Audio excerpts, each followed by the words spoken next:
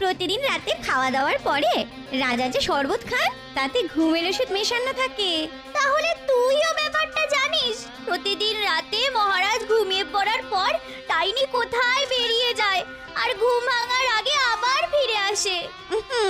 সেই জন্যই বোধহয় শহরের লোক প্রতিদিনই কমে যাচ্ছে।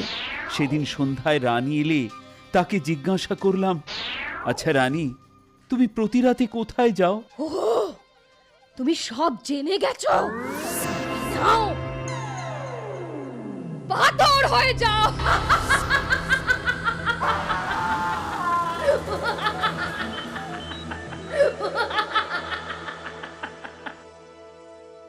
চিন্তা করো না, আজই তোমার দুঃখের দিন শেষ হবে।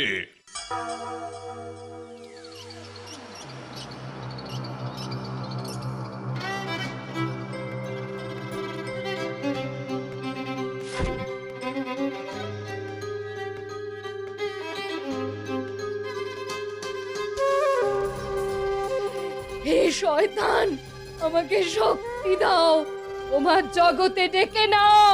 তুমি বড়ই পাপী। তুমি তোমার স্বামীকে অচল করেছো, প্রজাদের মাছ বানিয়ে দিয়েছো, রাজ্যটাকে জঙ্গল বানিয়েছো।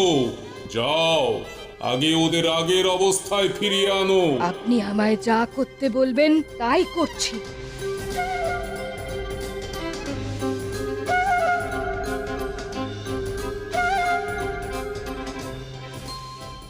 শয়তানের নামে বলছি, সবাই আগের মতো হয়ে যাও।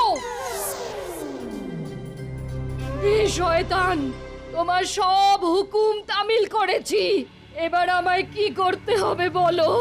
না না না, আর কিছু নয়, আর কিছু নয়। যা করেছো তাই যথেষ্ট। এবার জাদু কৌটোটা রেখে দূরে গিয়ে দাঁড়াও। এই নাও তোমার পুরস্কার। বাদুড় হয়ে যাও।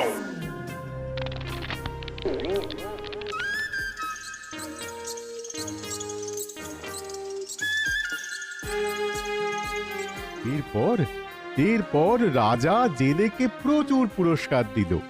জেলেও পরম সুখে আর স্বাচ্ছন্দ্যে বাকি জীবনটা আনন্দে কাটিয়ে দিল।